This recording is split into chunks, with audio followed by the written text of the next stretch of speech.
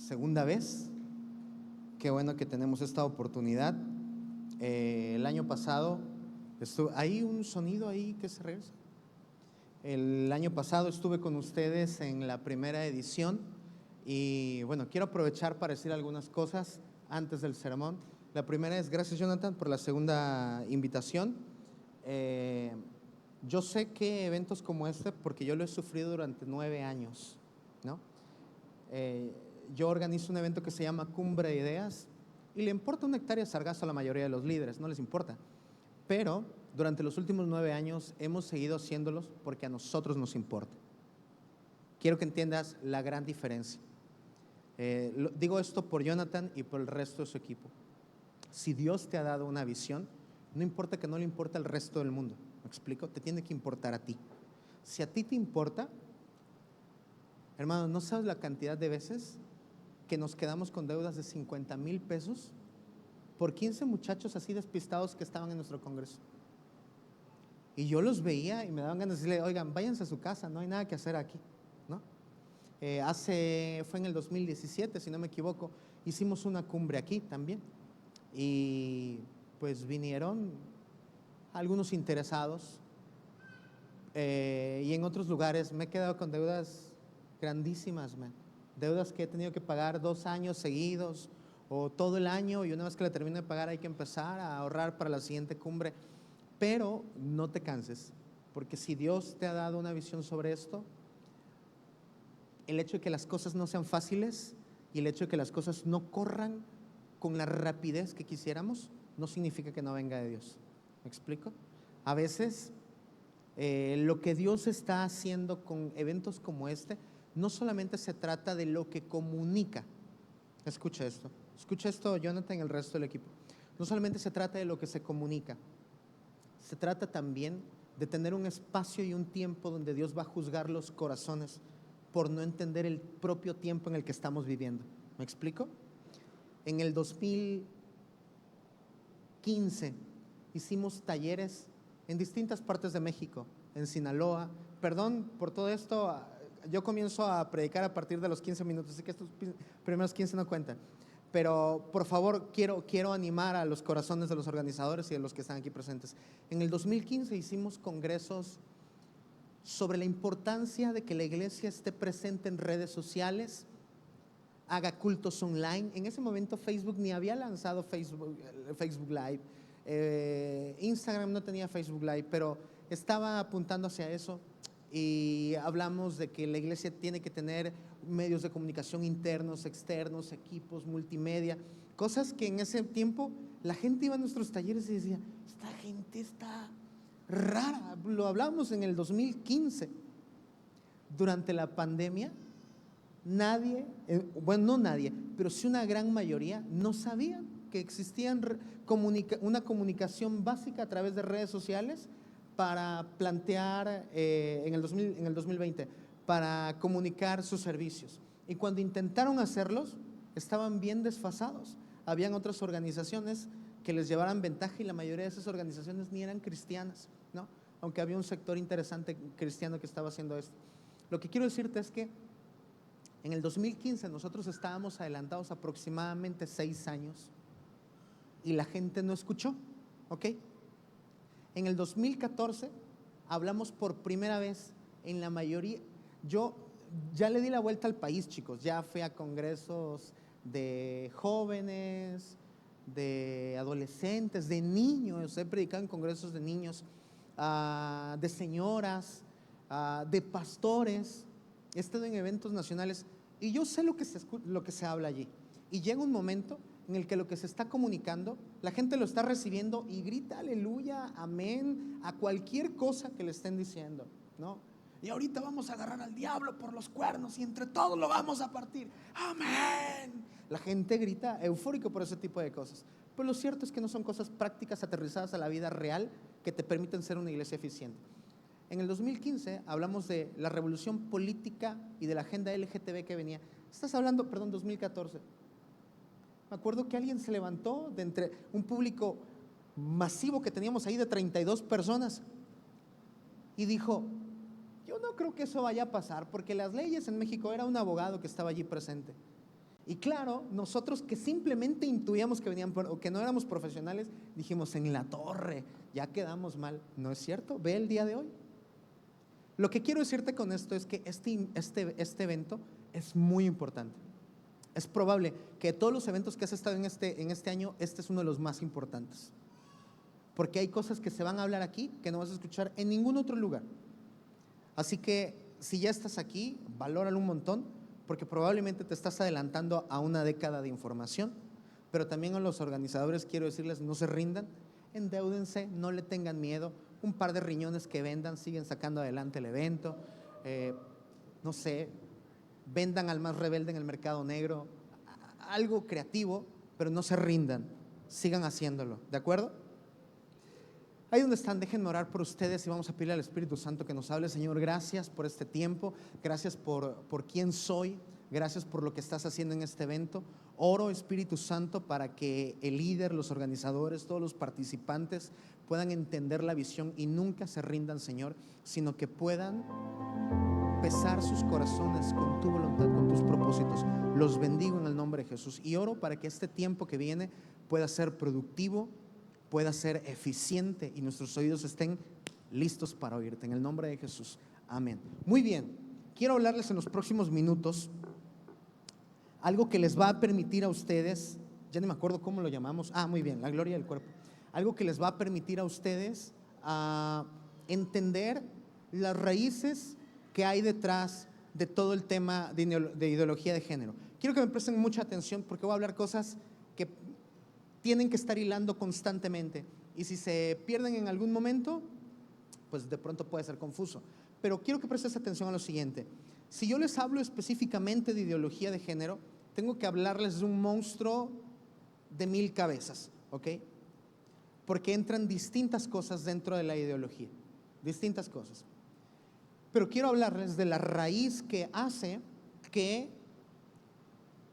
propuestas filosóficas como la ideología de género, que es una propuesta filosófica, ideológica muy errada y conflictuada, sea aceptada. ¿Qué es lo que hace que propuestas como la ideología de género y todo lo que viene en el combo termine siendo aceptado por la población, por el grueso de la sociedad y principalmente por jóvenes?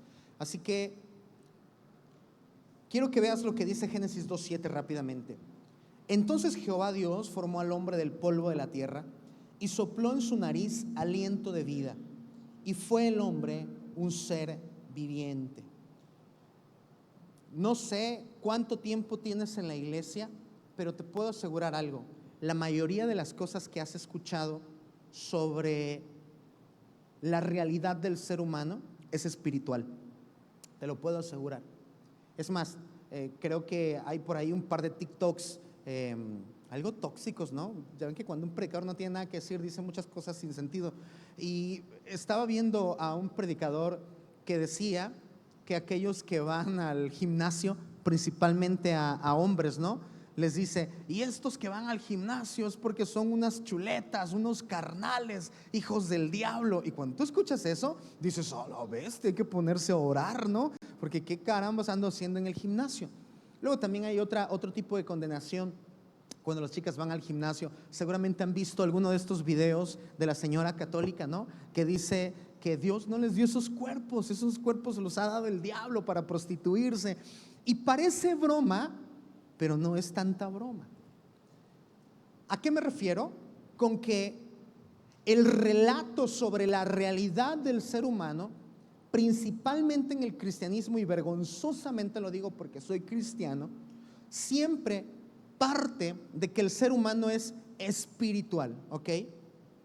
Pero argumentar que el ser humano es espiritual es dejar de lado la realidad material de la que estamos formados. Y dentro de esa realidad material entran nuestros cuerpos.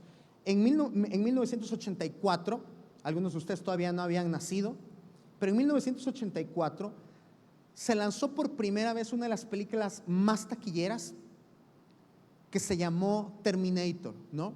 ¿Qué era lo que decía el argumento básico, la tesis de la película de Terminator? Es que las máquinas nos iban a destruir, ¿no? que las máquinas iban a tomar cierta conciencia, se iban a introducir en la realidad y en la práctica cotidiana de la humanidad, y entonces iban a exterminarnos, y no, el ser humano iba a ser un ser que iba a andar escapando por allí, y 2, 3 grupos por ahí revolucionarios iban a enfrentar a las máquinas. La película tiene secuelas, y hay otras películas que han tratado bajo la misma línea argumental de los conflictos de la inteligencia artificial con los seres humanos. El punto que dejó de escapar la película es que no han sido las máquinas, por lo menos hasta el día de hoy. No hay evidencia de que hasta el día de hoy sea las máquinas los que están destruyendo nuestros cuerpos. La realidad es que la ideología de género es el nuevo Terminator de la sociedad. La ideología de género, los argumentos contra el cuerpo se han vuelto la base para destruir nuestros cuerpos. Y luego tienes una serie de predicadores que cuando quieren simular o quieren afirmar que tenemos que ser espirituales, lo cual es correcto, pero necesitamos encontrar un sano equilibrio, lo único que apuntan es que tenemos que ser espirituales por medio de la oración, por medio de la comunión a través de nuestra vida piadosa, que es leer, orar y este tipo de cosas, pero dejan de lado la realidad material de la que están hechos nuestros cuerpos. Hoy, como no hemos fortalecido la importancia de la realidad material de la que estamos hechos, nos hemos enfrentado a un serio conflicto con la cultura, porque si el cristianismo lo único que dice es que la realidad del ser humano es espiritual, entonces, ¿qué hacemos con la material? ¿Ok? Piensen lo siguiente: en el principio creó Dios los cielos y la tierra. Está hablando de 2 dimensiones. ¿Me siguen? La dimensión espiritual puedes asumirla como el cielo, pero la realidad material la puedes asumir como la tierra.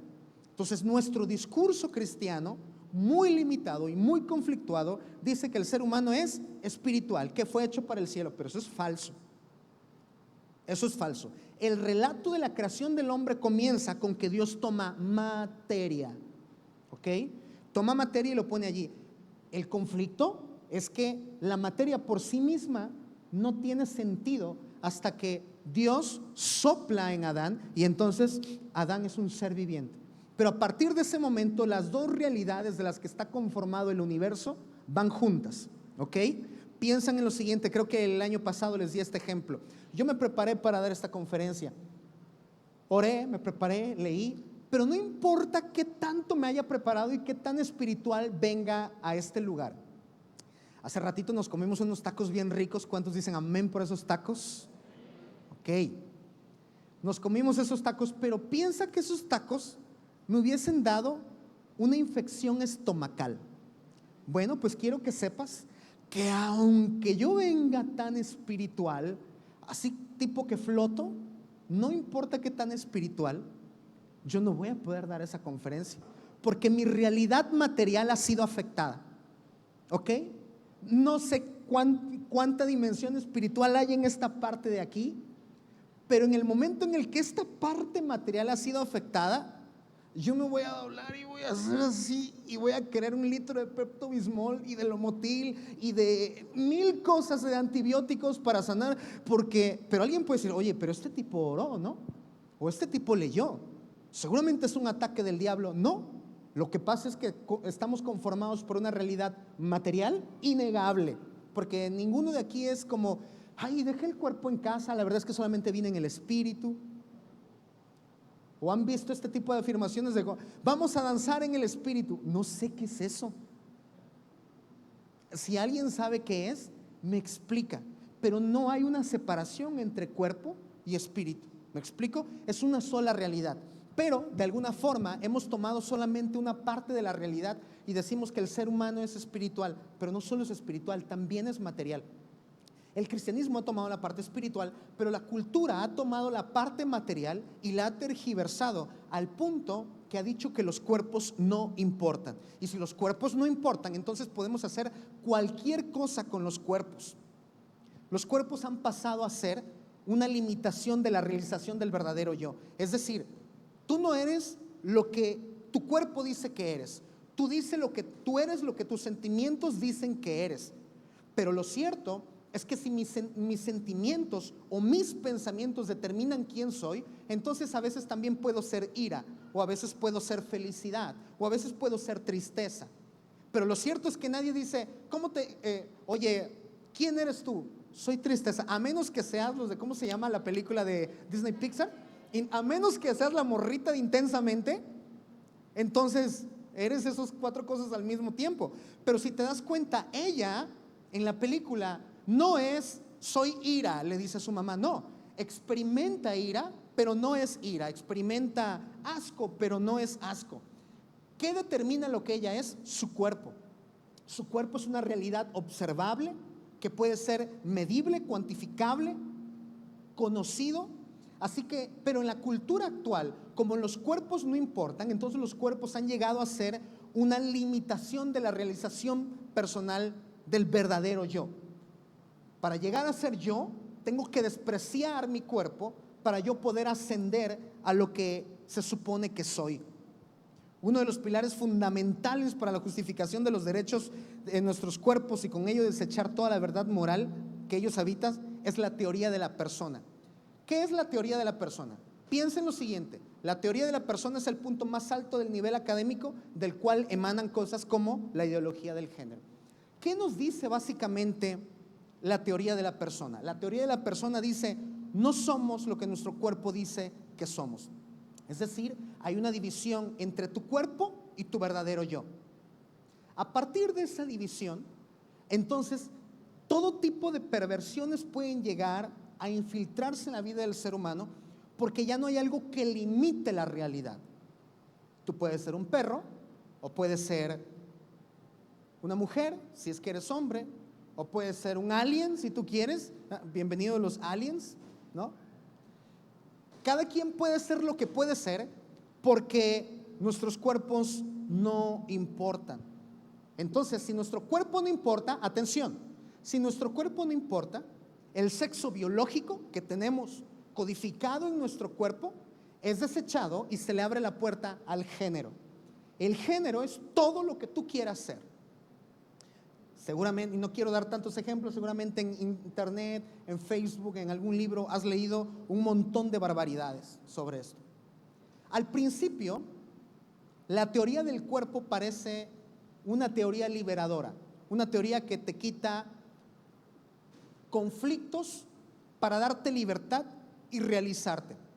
Pero lo cierto es que la teoría del cuerpo es perversa, malvada, y termina destruyendo la gloria que hay en nuestros cuerpos. Hoy deberíamos preguntarnos cuáles van a ser los costos en los próximos años de seguir creyendo que nuestros cuerpos no importan. Pero también debemos preguntarnos cuáles son las respuestas que el cristianismo tiene para esta cultura que dice que el cuerpo no importa.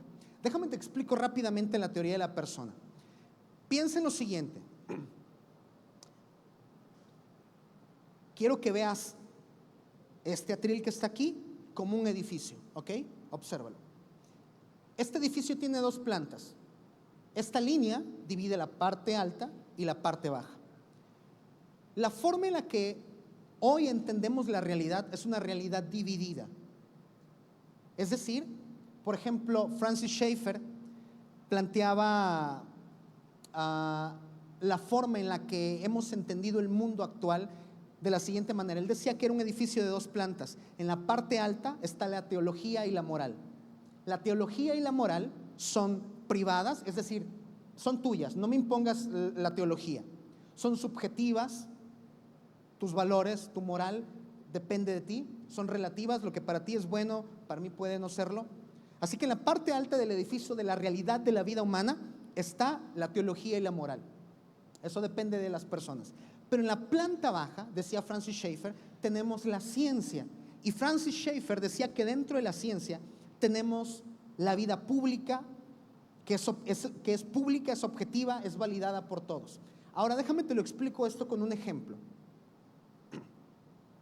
Anteriormente, a través de todas las civilizaciones, la forma común en la que entendíamos que funciona la realidad humana es a través de algo que se conoció como los dos libros, ¿ok?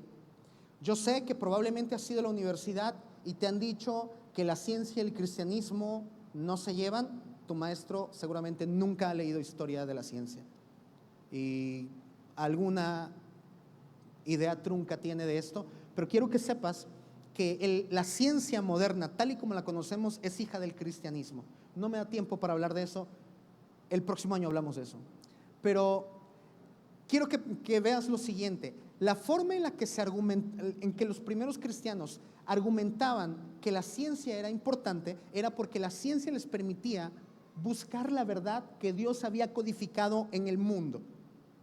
Ellos buscaban la verdad y se llamaban sacerdotes de la naturaleza, pero ellos entendían que la realidad, es decir, la creación, tenía una verdad observable, ¿ok? Por eso es que vas a encontrar que los primeros científicos están relacionados con el cristianismo, porque ellos entendían que la ciencia era una forma de conocer el mundo creado por Dios. Ellos decían, Dios puede ser conocido a través de la creación. A eso se le llamó el libro natural. Yo puedo conocer a Dios a través de la contemplación. ¿Qué hay detrás de ese árbol? ¿Cómo se desarrolló ese árbol? ¿De dónde viene el fruto de ese árbol? ¿Y qué hay previo a ese árbol? ¿Y cómo es que esa semilla se produce? ¿Hay una vida inteligente previo al desarrollo de ese árbol? Y se hacían preguntas al punto que iban entendiendo la realidad. Pero además entendían que había otro libro, que era lo que nosotros conocemos como la Biblia. La Biblia es una verdad revelada. Tenemos la verdad natural y la verdad revelada. Ellos entendían que para que algo fuera verdad tenía que coincidir la naturaleza o el mundo natural con lo que la Biblia decía. Y por cuanto esas dos cosas coincidían, entonces era verdadero. Esto aplica seas o no seas cristiano, ¿ok? Seas o no seas cristiano. Piensa que alguien aquí puede decir, pero la Biblia no dice sobre la ley de la gravedad. Ok, mijo, está bien, no lo dice.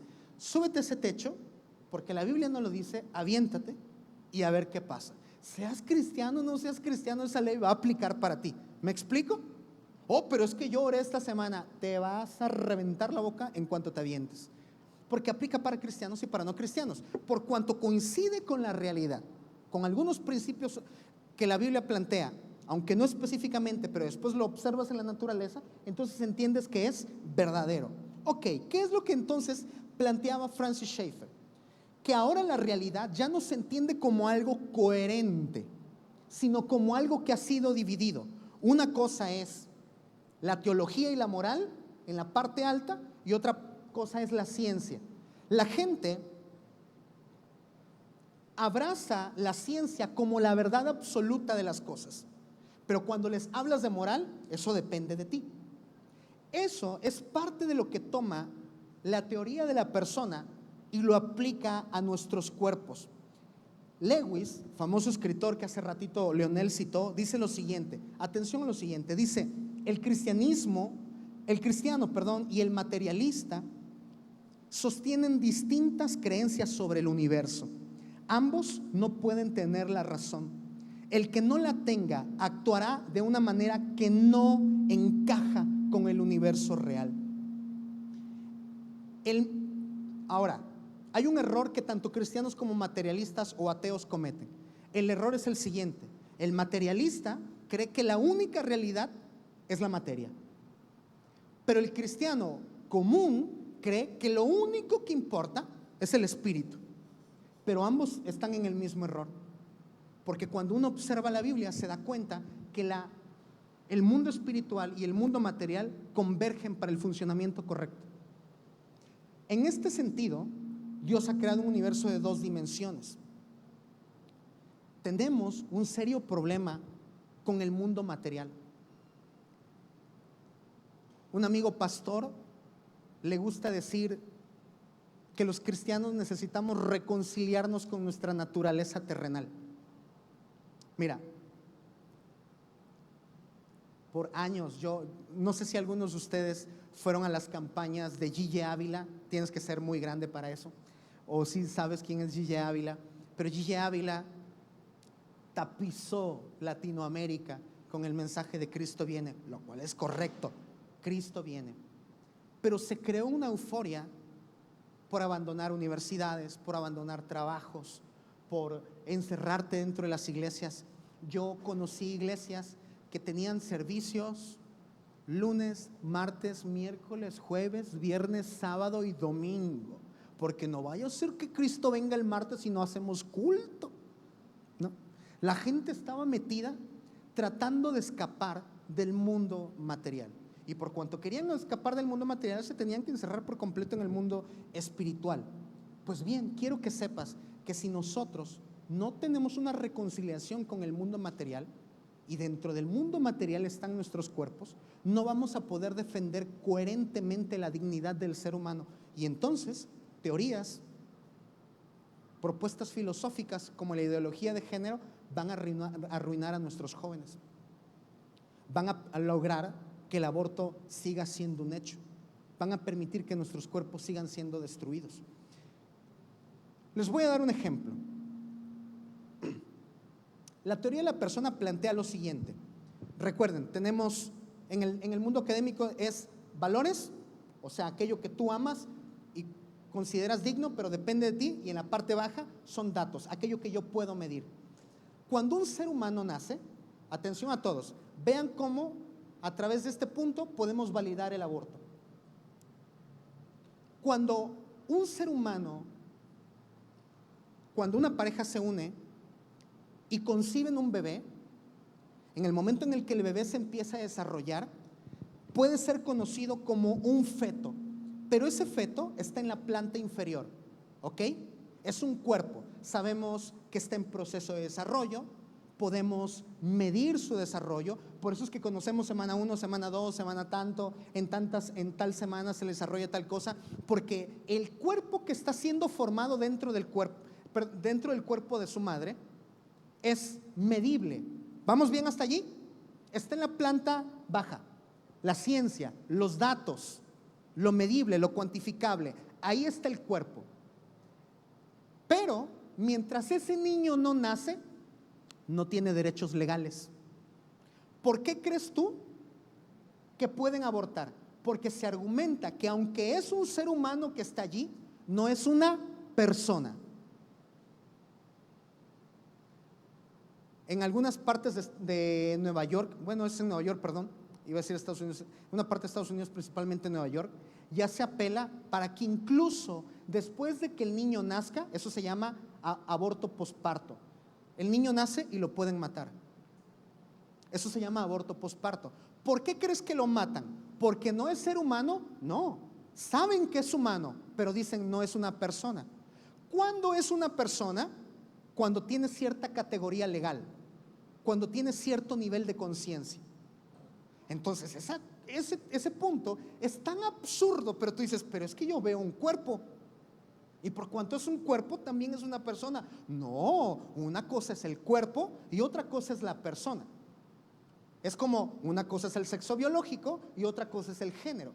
Esta división de la realidad, que ya no es coherente, es lo que hace que en distintos países pueda ser válido el aborto. Ese argumento es válido aquí en México, en Estados Unidos y en otras partes. ¿Por qué? Porque el cuerpo se está desarrollando, es medible, puede ser conocido, pero no tiene categoría moral, no tiene ninguna protección legal. Va a tener protección legal hasta que nazca, y en algunos puntos, aunque nazca, no tiene protección legal. En otras palabras, hoy en día, ser humano no es suficiente para tener derechos. ¿Por qué? Porque al final de cuentas, los cuerpos no importan. Hay un filósofo que se llama Peter Singer, es un animalista, pero también hace filosofía sobre otras cosas. Peter Singer, en su libro que se llama Revolución Animal o algo así, dice, atención, esto no lo estoy inventando yo, dice Peter Singer, la vida de un bebé recién nacido tiene menos valor como persona que la vida de un cerdo o un perro o un chimpancé como animal no humano. Tú lees eso y eso te corre frío por la espalda, ¿no? Dices, a ver, ¿qué está diciendo este tipo? Pero él está apelando a la teoría de la persona. Él está diciendo, sí, mira, es humano, pero no es persona. Y por cuanto no es persona, entonces tiene el mismo valor que un cerdo o el mismo valor que un chimpancé, incluso menos.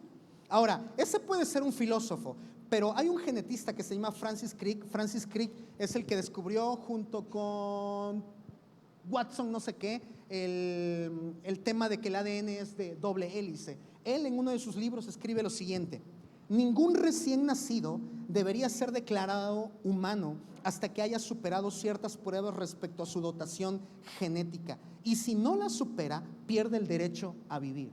Es decir, según lo que dice Francis Crick, si tu hijo recién nacido es muy enfermizo, dices, hay que hacer otro, podemos desecharlo. Sé que eso suena cruel, suena terrible, quizá para nosotros, pero no para el mundo académico que está forjando las ideas que configuran este mundo. Ellos lo dicen con tanta firmeza y con tanta seguridad. ¿Por qué lo dicen? Porque para ellos el cuerpo no importa. Y si el cuerpo no importa, entonces yo puedo matar a ese bebé. Entonces yo puedo abortar a ese bebé en formación. Porque lo que importa es que sea persona, no que tenga un cuerpo.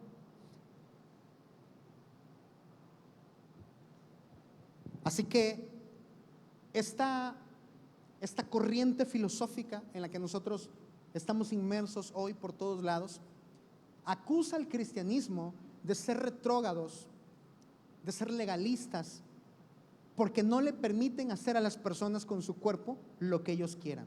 Pero lo cierto es que solamente el cristianismo tiene las bases suficientes para dignificar el cuerpo, sea el de un niño, el de un anciano o el de un adulto con todas sus capacidades. Como puedes ver, tenemos una urgencia por redimir el concepto y el valor del cuerpo desde la perspectiva bíblica. Bien, te voy a dar otro ejemplo. Te voy a dar el ejemplo sobre la homosexualidad. En la planta baja tenemos el cuerpo de un hombre o de una mujer, pero en la planta alta tenemos la identidad de género, ¿ok? Alguien dice, biológicamente soy hombre, pero no me siento a gusto con esto, así que pienso cambiar de género. Cualquiera que entiende que la realidad tiene que ser coherente, en estos días, ¿quién vio La Casa de los Famosos? Por favor, vamos a confesarnos todos, levanten sus manos, arriba. Ok, muy bien. Todos los demás, ahí donde están, pídanle perdón a Dios por mentirosos.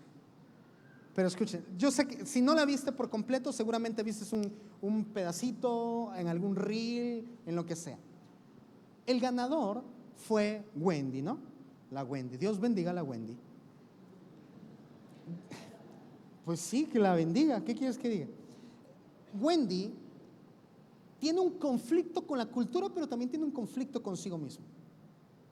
Porque al mismo tiempo que Wendy dice, bueno, tengo pene, no me lo he quitado, por tanto soy hombre, pero a la vez me puse pechos, así que soy mujer. Y tú puedes encontrar los videos donde le dicen, tú eres mujer. No, dijo, yo soy hombre, nada más que pues ando así.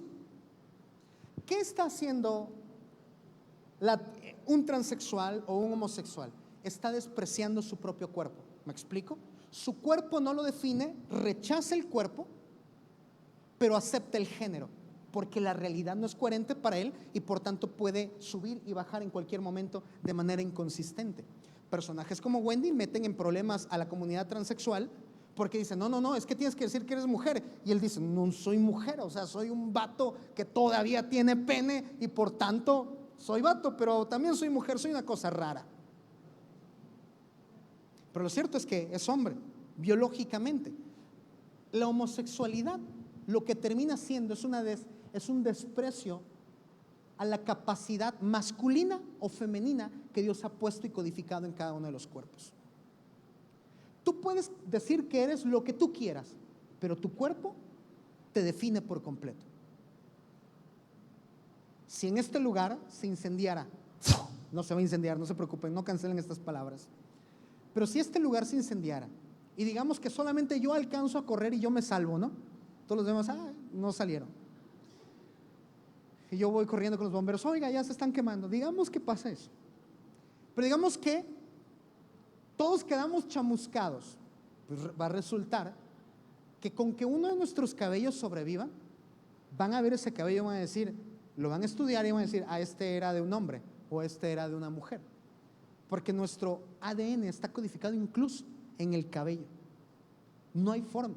Tú puedes mutilar tu cuerpo, pero no alterar tu identidad masculina o femenina que está en tu cuerpo.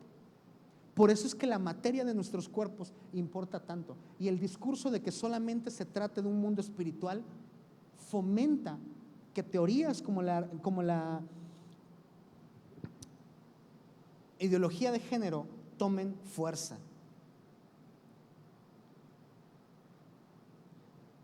Hay un chico que fue homosexual y después de que él dejó esta vida homosexual, dijo lo siguiente: yo siempre pensé que el opuesto de la homosexualidad era la heterosexualidad, pero en realidad lo opuesto a la homosexualidad es la santidad. Quiero que escuches esto. Tú puedes ser heterosexual, pero si no eres santo, estás igual de perdido que un homosexual. Porque ser heterosexual no te exime de los conflictos del pecado. Uno tiene que entender para qué fueron hechos nuestros cuerpos y funcionar coherentemente con ellos y usarlo correctamente en el tiempo correcto. Según la Biblia, en Romanos, el capítulo 1, verso 24 principalmente, dice que por cuanto la gente no tuvo en cuenta a Dios, Dios los entregó a sus pasiones desordenadas y tomaron sus cuerpos y los hicieron actos vergonzosos con sus propios cuerpos. ¿Qué es lo que ha alterado, chicos? Atención, ¿qué es lo que ha alterado la forma en la que lidiamos con nuestro cuerpo? Se llama pecado. Quiero hacer un paréntesis, un breve paréntesis. Necesitamos recordar la doctrina del pecado, no desde nuestra cosmovisión o visión denominacional, sino desde la visión bíblica.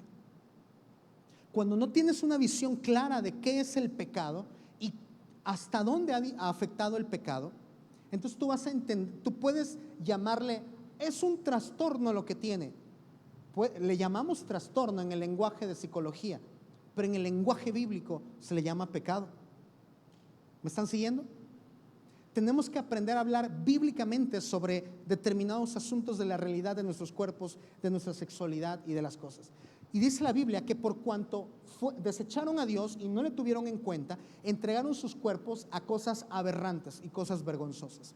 ¿Qué es lo que hay detrás de todas estas teorías? Un asunto de desorden, un asunto de alterar la realidad de quiénes son y quiénes somos en Cristo. En el año 387 antes de Cristo, Platón, famoso filósofo, planteó uno de los argumentos más interesantes que han configurado el mundo en el que hoy vivimos.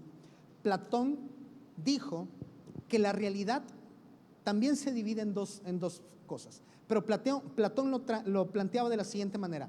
Platón decía: el mundo de las ideas y el mundo sensible. En el mundo de las ideas era lo bueno, en la parte alta, donde imaginamos, donde tenemos el concepto de belleza, el concepto de amor, todo eso es lo bueno, la parte alta. Pero cuando esos conceptos bajan al mundo sensible, es decir, al mundo que podemos tocar y experimentar, se termina corrompiendo. Por tanto, la materia es mala. Y esos argumentos platónicos están dentro de nuestra concepción del mundo como cristianos, ¿no? Es por eso que amamos el cielo, pero despreciamos la tierra. Amamos la vida espiritual, pero no cuidamos nuestros cuerpos ni honramos nuestros cuerpos. Es por eso que somos capaces de decir cosas como: Cristo, ya ven, ya haz juicio sobre este mundo, llévanos al cielo. Este tipo de cosas de mentalidad de escapismo son producto de una idea platónica que se nos ha metido en nuestros conceptos bíblicos. Pero lo cierto es que cuando Juan escribe el Evangelio de Juan, en el capítulo 1, para contrarrestar todo lo que Platón ha enseñado, dice lo siguiente: en el principio era el verbo, y el verbo era con Dios, y el verbo era Dios.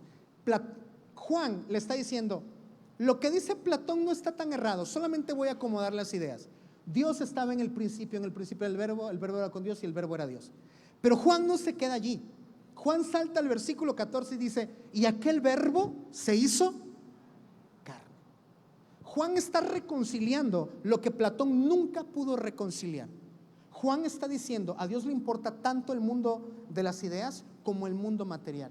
Nosotros necesitamos esa reconciliación que plantea Juan, que no solamente importa nuestra vida espiritual, sino lo que hacemos con nuestros cuerpos. ¿Cómo cuidas tu cuerpo? ¿Cómo valoras tu cuerpo? ¿En qué concepto tienes tu cuerpo? Miren, cada vez que Dios creaba algo del mundo, dice, y Dios dijo Dios sea la luz, y dijo Dios que era bueno. Después acomoda el sol, la luna, las estrellas, todos los astros, y dijo Dios que era bueno. Después crea los peces, los animales, los árboles, y cada vez que termina una fase de la creación dice que era bueno. Y cuando termina de crear todo, dice, y vio Dios que era bueno en gran manera. Entonces, toda la dimensión material es buena. Recuerden que en el sexto día creó nuestros cuerpos y sopló sobre ellos. Entonces, nuestros cuerpos son buenos. El cristianismo del primer siglo tuvo distintos conflictos, entre ellos el problema de los gnósticos. No sé si alguna vez escuchaste el evangelio de los gnósticos, pero los gnósticos sí creían en Dios. El problema es que decían que la materia, que nuestros cuerpos no eran buenos. Por tanto, Cristo no pudo haber muerto en la cruz, porque Dios no pudo haber encarnado, porque estos cuerpos son perversos y son malvados. Todo lo que está aquí tiene que ser consumido. Juan es uno de los que más escribe sobre ellos, en su evangelio, y dice que vimos esa gloria en el cuerpo, gloria como el unigénito del Padre. Después Pedro dijo lo siguiente: Él llevó Él mismo nuestros pecados en su cuerpo sobre el madero. Primera de Pedro 2:24. Después el escritor de Hebreos dice lo siguiente: somos santificados mediante la ofrenda del cuerpo de Jesucristo. Incluso Juan, en Primera de Juan capítulo 4 verso 2, argumentando en contra de los gnósticos, dice que para poder enfrentar el espíritu de anticristo, todo aquel que no confiesa que Jesucristo ha venido en carne sea anatema. Entonces tú encuentras que la iglesia del primer siglo enfrentó toda idea que despreciaba el cuerpo. Te lo planteo de una manera más práctica. Dios ama el mundo material y encarna en digan cuerpo. Dios encarnó en Cristo fue a la cruz en Cristo bajó a la tumba muerto en y cuando Cristo resucitó con y cuando Cristo fue al cielo se fue con ¿En qué momento se deshizo del cuerpo? En ninguno. Cuando y no me voy a poner a leerte todos los versos bíblicos por cuestión de tiempo, pero tú sabes que eso es verdad. Dios se encarna en un cuerpo, va a la cruz en un cuerpo, da toda su sangre en un cuerpo, muere, es enterrado, su cuerpo es enterrado, su cuerpo resucita y su cuerpo asciende. Cuando uno ve eso, se da cuenta cuánto le hace falta a esta cultura entender el valor y dignidad intrínseca e inseparable que hay en nuestros cuerpos.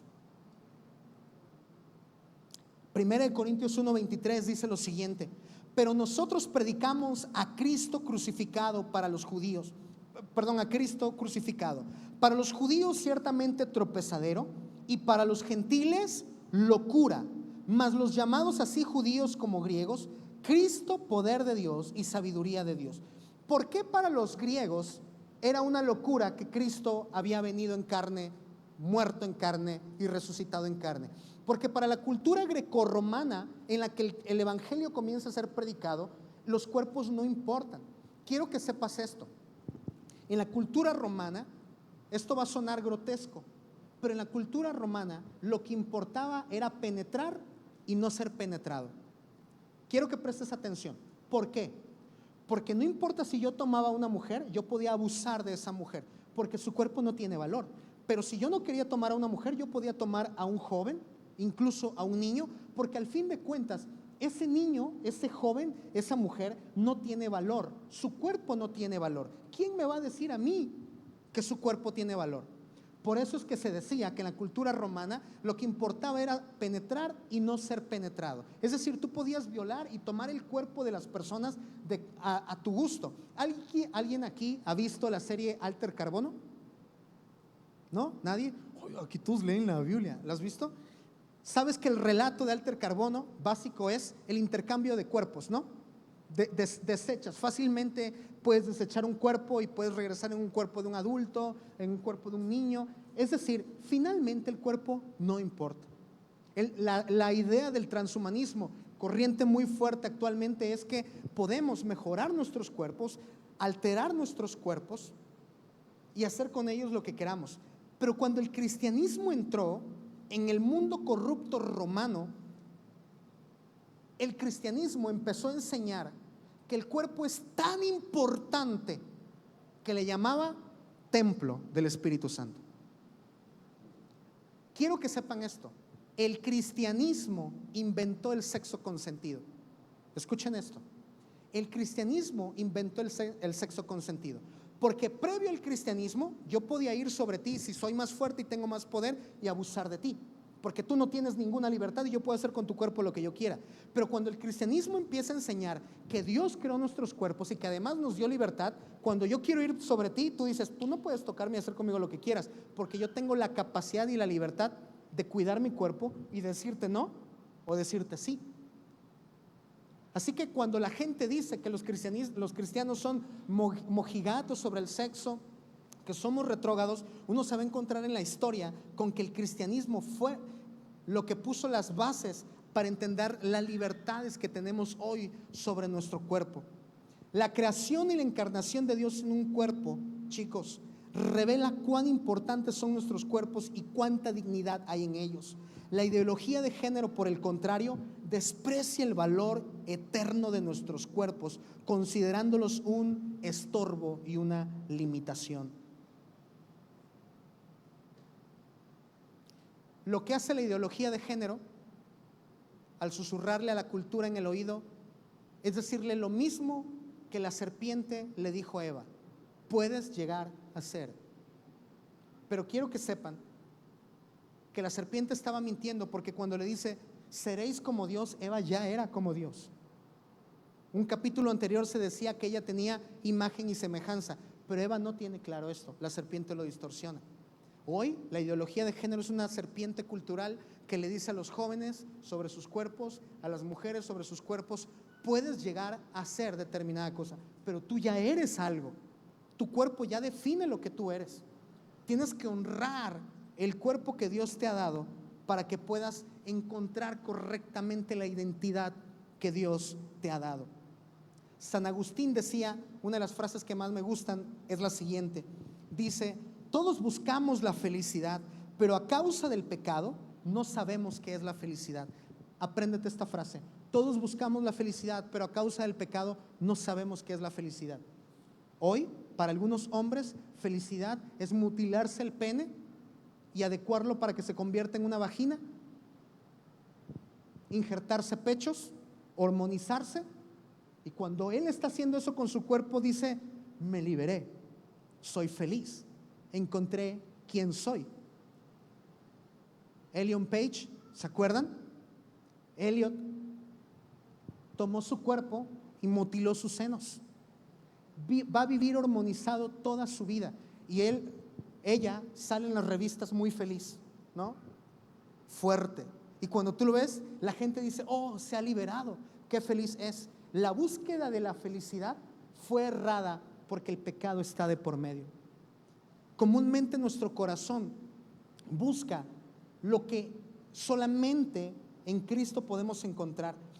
Y si nuestra cultura necesita escuchar algo hoy, chicos, y que nosotros tenemos estos principios en la Biblia, es salir a decirle a la cultura que nuestros cuerpos nos definen y que en nuestros cuerpos hay un valor profundo e inalterable. Aunque tú te mutiles los senos, tu cuerpo sigue siendo valioso, pero tu identidad ha sido alterada, ha sido distorsionada.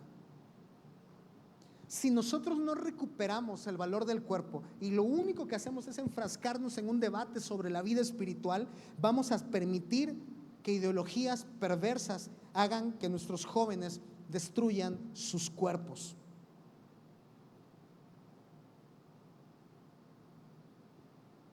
Si el cuerpo no importa, entonces la vida que está siendo gestada en el vientre puede ser abortada. Si el cuerpo no importa, entonces yo puedo mutilarlo a mi antojo. Si el cuerpo no importa, yo puedo tener sexo con quien yo quiera sin ninguna consecuencia. Si el cuerpo no importa, entonces hay que matar a los ancianos y permitirles leyes de eutanasia para deshacernos de ellos, porque son un peso, porque sus cuerpos ya están cansados, desgastados y ya no nos son útiles. Pero puedo preservar la vida de los más fuertes, porque su cuerpo está en proceso de desarrollo y me va a ser útil. Mi abuelita se llama Felipa. Mi abuelita tiene 82 años. Quiero que prestes atención a esto. Mi abuelita hace sus necesidades y hay que limpiarla, hay que bañarla. Mi abuelita ya no tiene capacidad para tomar un vaso y llevárselo a la boca. Está inmóvil. Ha perdido el habla, ya no ve. Una forma honesta de decirlo es que su cuerpo está inservible, ya no es útil. En Holanda hay momentos donde el gobierno envía autobuses a cierto lugar y las familias que tienen gente enferma los suben a esos autobuses porque los llevan a clínicas del gobierno donde por ley los pueden matar. Eso se llama eutanasia. ¿Por qué los desechan? Porque sus cuerpos ya no importan, porque ya no tienen valor. ¿Podría yo hacer lo mismo con mi abuelita? Podría hacerlo si su cuerpo no importa, pero su cuerpo, a pesar de que es inútil e incapaz de moverse, a pesar de que está envejeciendo, a pesar de que hace sus necesidades sobre sí, sigue teniendo la imagen y semejanza de Dios. Y hasta que no tengamos firme que te guste o no te guste tu cuerpo, eres imagen y semejanza de Dios, si no eres capaz de asumir eso en tu corazón, cualquier ideología, como la ideología del género, la teoría del cuerpo, va a tomar tu masculinidad y la va a destruir por completo. Va a tomar tu feminidad y la va a destruir por completo. Pero si tu cuerpo importa, entonces todo lo que hay en ti importa. El posmodernismo hoy nos dice: escapa de tu cuerpo, te estorba. Pero el cristianismo dice: no, vive en tu cuerpo, porque en tu cuerpo hay una gloria de Dios. Quiero finalizar con esto. Dice Jeremías, Dios le dice a Jeremías: yo soy tu Dios desde el vientre hasta las canas. Me encanta ese verso. Dios le dice a Jeremías: Jeremías, no temas, yo soy tu Dios desde el vientre hasta las canas. Es decir, desde que estás siendo concebido en el vientre, yo estoy contigo, y cuando envejezcas, sigo siendo tu Dios. Es decir, no importa en qué fase de desarrollo de tu cuerpo estés, tú me importas, Jeremías. Yo soy tu padre. Ahora escúchame. Alguien puede decir: bueno, entonces ya cuando morimos finaliza todo. No, incluso después de la muerte hay algo interesante para el valor de nuestros cuerpos. Pablo le dice esto a la iglesia de Corintio: he aquí os digo un misterio, no todos dormiremos, pero todos seremos transformados. En un momento, en un abrir y cerrar de ojos, a la final trompeta, porque se tocará la trompeta y los muertos serán resucitados incorruptibles y nosotros seremos transformados. Y después a los filipenses les dice lo mismo. Filipenses 3:20 les dice: mas nuestra ciudadanía está en los cielos, de donde también esperamos al Salvador, al Señor Jesucristo, el cual transformará el cuerpo de la humillación nuestra para que sea semejante al cuerpo de la gloria suya, por el poder con el cual también sujetará a sí mismo todas las cosas. Vivimos en un cuerpo glorioso, pero limitado. Un día moriremos. Cuando Dios venga, suene la trompeta, nuestros cuerpos se levantarán sin ninguna limitación. Nuestros cuerpos resucitarán glorificados. ¿Te das cuenta cómo desde el vientre a la muerte y después de la muerte nuestros cuerpos importan? La ideología de género dice que tu cuerpo no importa, pero la Biblia dice que tu cuerpo tiene una gloria inalterable. Ama tu cuerpo, dignifícalo. Háblale de esto a tus compañeros. Háblale a ese men que se quiere hormonizar y que se quiere poner todos. Háblale de la belleza de que Dios quiere habitar en él como templo. No solamente le digas, vamos a orar y haz esto y haz lo otro. Chicos, creen una cultura de cuidar sus cuerpos, de dignificar sus cuerpos. No odien sus cuerpos. Ámenlos porque tiene una gloria de Dios en él. Dios los bendiga, chicos.